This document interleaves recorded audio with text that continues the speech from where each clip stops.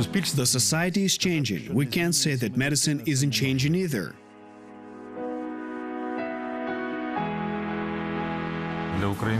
This is a really new concept for Ukrainian medicine, but in the world, this is already part of the care for cancer patients.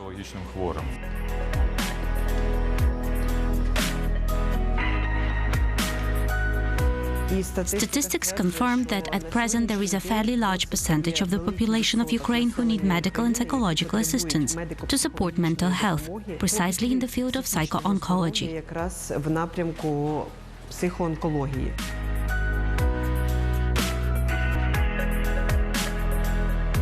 Oncopsychology is first and foremost a real assessment of one's condition. This is a change in attitude towards the illness and an optimistic view of the future.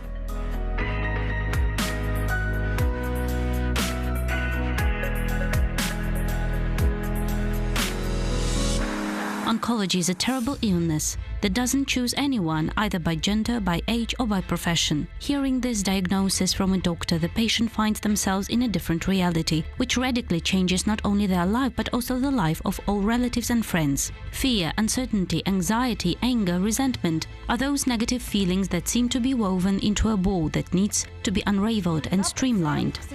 Sometimes a patient having heard such a diagnosis falls into the so-called stage of denial, when he or she doesn't recognize that this is his or her diagnosis and may delay treatment further, because such people are faced with certain stereotypes of thinking that oncology is a sentence, that oncology inevitably leads to one distancing oneself from the other people. But actually that isn't the case.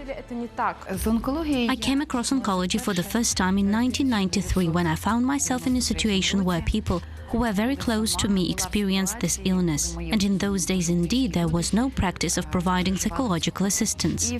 In particular, I myself, as a professional psychologist, was unable to find someone for myself who could provide me with such assistance. And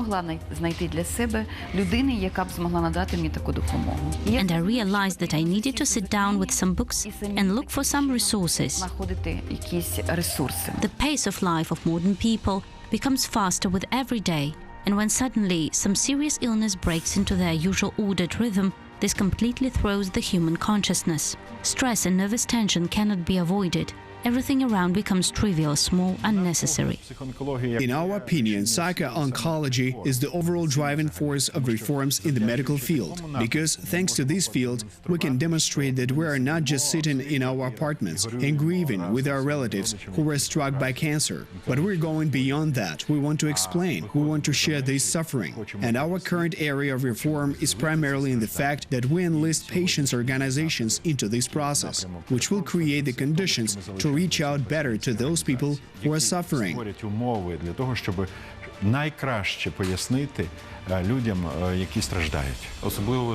This is especially important for palliative patients, for those who unfortunately cannot be cured. But treatment continues, and they especially need psychological support. It's very good that this field is beginning to develop, because this is not just practice, but science too. The study of the quality of life of cancer patients is becoming very popular. Psycho-oncology is a relatively new concept for Ukraine, though has long been known in the world. Psycho-oncologists, together with medical staff, help patients to overcome this difficult period in their lives, move from an emotional state of anxiety to constructive cooperation at different stages of treatment. One of the problems of working with cancer patients is that someone facing a disease simply closes in themselves. They stand before questions to which they have no answers. I've been working as a volunteer onco-psychologist for more than 27 years, and a few years later I began to work as a professional psychologist in oncohematology. In fact, for several years we worked on how to get our patients integrated into society, how to help them reduce their level of neurotic reactions, how to get rid of depressive states, how to help them find hope.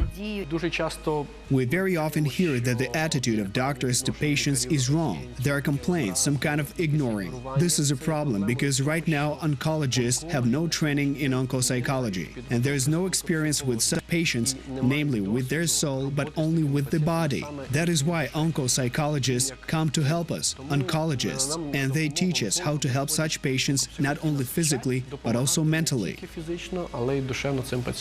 This was also discussed at the Third International Conference Psycho-Oncology 2019.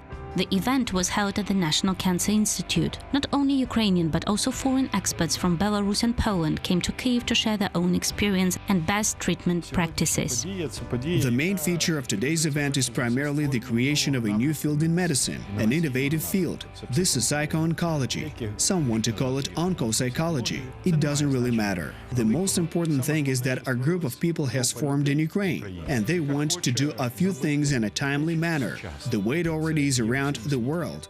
Explain that one can survive grief. Their grief in the form of cancer is not a sentence. Their grief can be overcome. The field of psycho-oncology is quite new and unknown in Belarus, and so building international relations helps us to shape the direction we are going in and the vision we have of the process in our republic. What would be interesting, of course, is to learn the experience and the path that neighboring countries have traveled, including Ukraine, in order to avoid making certain mistakes. Walk along a more well-trodden path in order to arrange accessible psychological help for cancer patients in shorter time frames.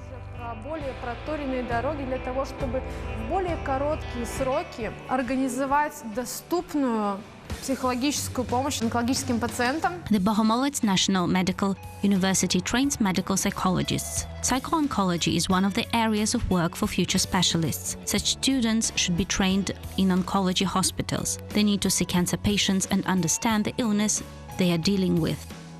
I'm so glad that we, as the Bohumolets National Medical University, are joining this conference on psycho-oncology, because it is our specialists who are involved in medical psychology, particularly in the area of psycho-oncology, who are the most professional.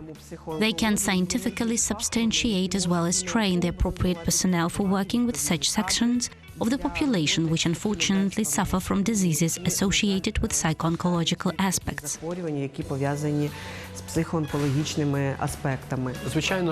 Of course, medical reform requires new unpopular steps, in particular, the introduction of onco-psychology as a specialty, because this problem in the world is already at the stage of being solved, and most modern top cancer clinics already have in their arsenal such specialists working specifically with such patients. In psychology, there is such a thing as empathy, the ability to feel compassion for someone else.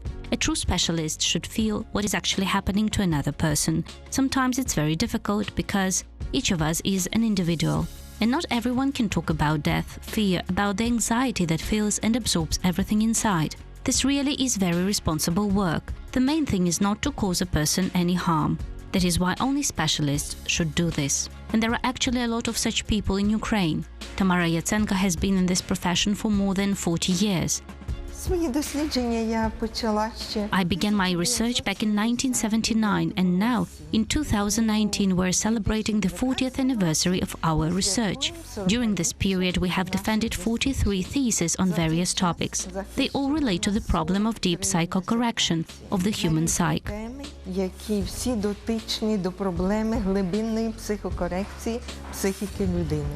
Well, and of course, the achievements of the scientific school encompass scientists around Ukraine, because not only Cherkasy National Pedagogical University, where I had the Department of Psychology, but they cover cities like Donetsk, Slovyansk, Kirovograd, and Kyiv too, as I now have doctoral students there.